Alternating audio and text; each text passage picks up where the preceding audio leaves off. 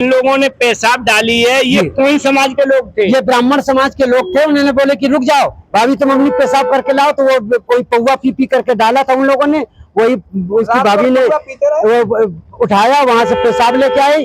पेशाब छलका, बोले कि अब तुम पवित्र हो गए, अब ब्राह्मणी की पेशाब तुम्हारे ऊपर पड़ गई, अब तुम पवित्र हो गए।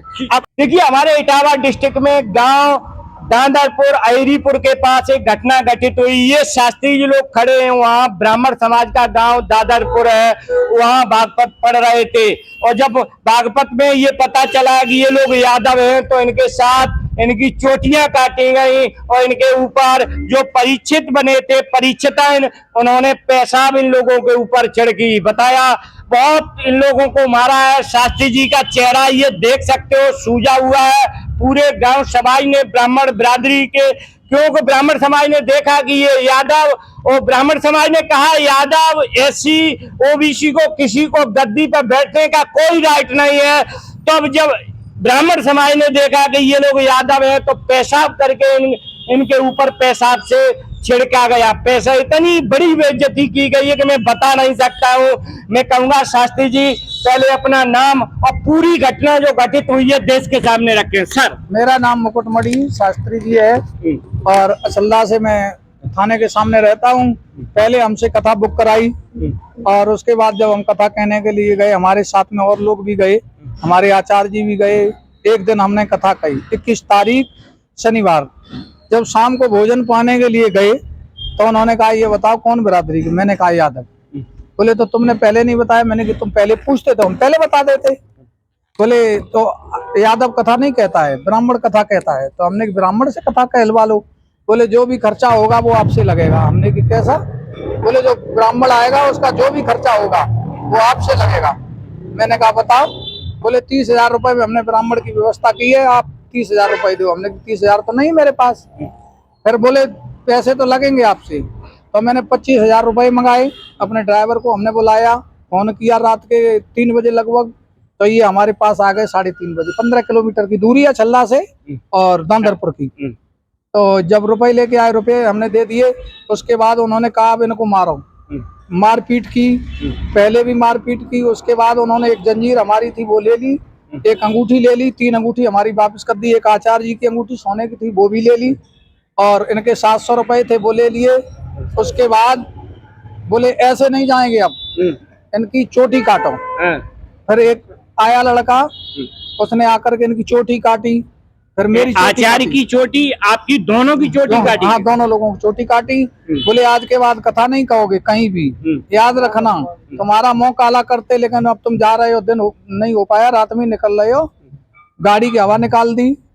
उसके बाद उन्होंने हवा भरवाई हमारे द्वारा, हवा भरी हमने। गाड़ी में ट्राली लगा दी उन्होंने, रास्ता में बीच में खड़ी कर दी। जब निकले तो गाली दी। जो भी सामान था, आर्गन, हारमोनियम। पेशाब वाली घटना सर, पेशाब किसने आप लोगों के ऊपर डाली? परीक्षित जो बनी थी, उन्होंने कहा भाभी इधर आओ, उनसे पेशाब करवाई और इनके ऊपर पेशाब डलवाई। पेशाब डलवाई दोनों लोगों के ऊपर का? आपके नहीं, केवल मेरे ऊपर पेशाब डले। ऐसा था कि एक हम ही करते हैं। तो बोले यार कि मैं संकल्प करवाया। हमने कहा संकल्प तो भाई प्रथम चढ़ना है, संकल्प तो करवाएंगे।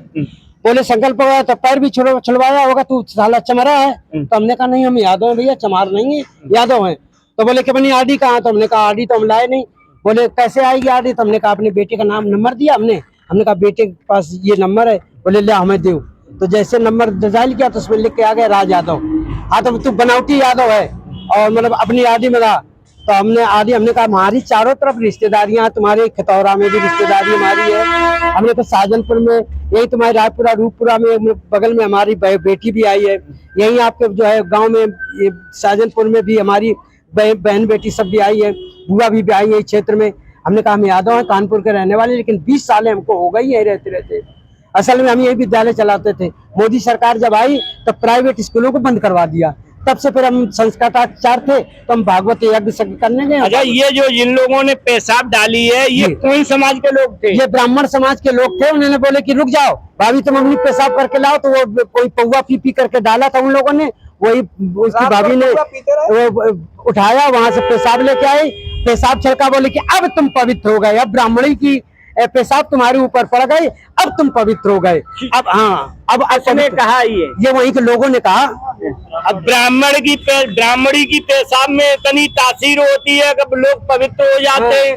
आप लोग यज्ञ करते हो क्या? जी जी, यज्ञाचार हैं हम, और ये हमारे मुख्य वक्ता है भागवत वक्ता। मैं कहूंगा ऐसे पाखंडियों से अपनी दिमाग को थोड़ा सुधारो कि महिलाओं को, हालांकि मैं महिलाओं का बहुत बड़ा सम्मान करता हूं, तुम महिलाओं की पेशाब करवा के इन शास्त्रियों के ऊपर छिड़कवा रहे हो, कह रहे हो पवित्र हो जाओगे। अरे तुम वास्तविकता सनातन धर्म के लिए कलंक हो। आप जैसे लोग, कैसे लोग सनातन धर्म पे विश्वास करेंगे जब आप इतना पाखंड करोगे? अगर यादव या एससी कोई अगर भागवत करेगा या भगवान का भजन करेगा तो उसके ऊपर आप पेशाब डालोगे? ये तो बहुत गलत है। आप वास्तविक ब्राह्मण हो ही नहीं सकते हो। ब्राह्मण जाति विशेष से नहीं होता है, ब्राह्मण वही होता है जिसे ज्ञान हो। आपको ज्ञान नहीं है, आप तो केवल जात को देखते हो। अरे आपसे अच्छे तो वो वाल्मीकि समाज के लोग हैं जो सफाई करते हैं। ये बहुत बड़ी सच्चाई है। आपसे ज्यादा वो पवित्र हैं वाल्मीकि समाज के लोग, जो समाज हमारे हर जगह सफाई का काम करते हैं, और वो महान है। ऐसी समाज के लोग महान है, आपसे योग्य, आपके महान है। आप केवल नफरत पैदा कर सकते हो। ऐसे आचार्य बंधु, ऐसे शास्त्री जो भागवत मंचों पर भागवत करते, उनके ऊपर पेशाब डालोगे? बहुत गलत है। आप वास्तविक देश के लिए आप जैसे लोग खतरा है, समाज के लिए खतरा है, सनातन धर्म के लिए आप जैसे लोग खतरा है। आपकी विचारधारा सनातन धर्म को हमेशा नीचा दिखाएगी। कैसे दिखाएगी? कौन करेगा सनातन धर्म पर विश्वास जब केवल ब्राह्मण के अलावा इन्हें आप चारपाई पे नहीं बैठने दोगे? ऐसी को तुम, ऐसी समाज के लिए क्या कहा? गाली रही उन्होंने, माधव चौथ चमरा होकर के यहाँ हम लोगों के यहाँ गद्दी में बैठ करके भागवत सुनाने आया है। नाना प्रकार की बहुत मारा बहुत साहब। आपने उन्हें, वही एक लेडीज की कोई मैक्सी पड़ी थी, उन्होंने सर पे हमारे डाल दिया। मैक्सी डाली?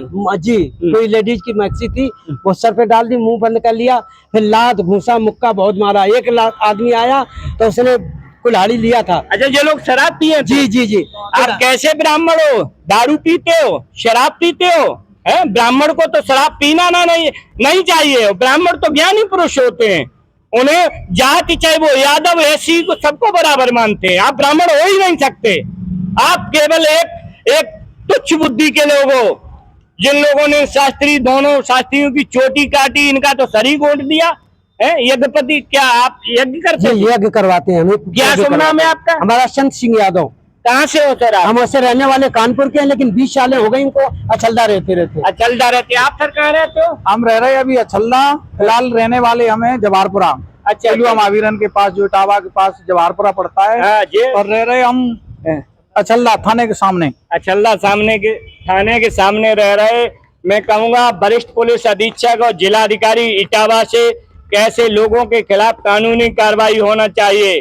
और मैं देशवासियों से अपील करूंगा कि वास्तविक तुम सनातन धर्म के लिए इतनी लड़ाई लड़ रहे हो, लेकिन तुम्हारे सनातन धर्म को, हमारे सनातन धर्म को ऐसे गांव कौन सा ये दादर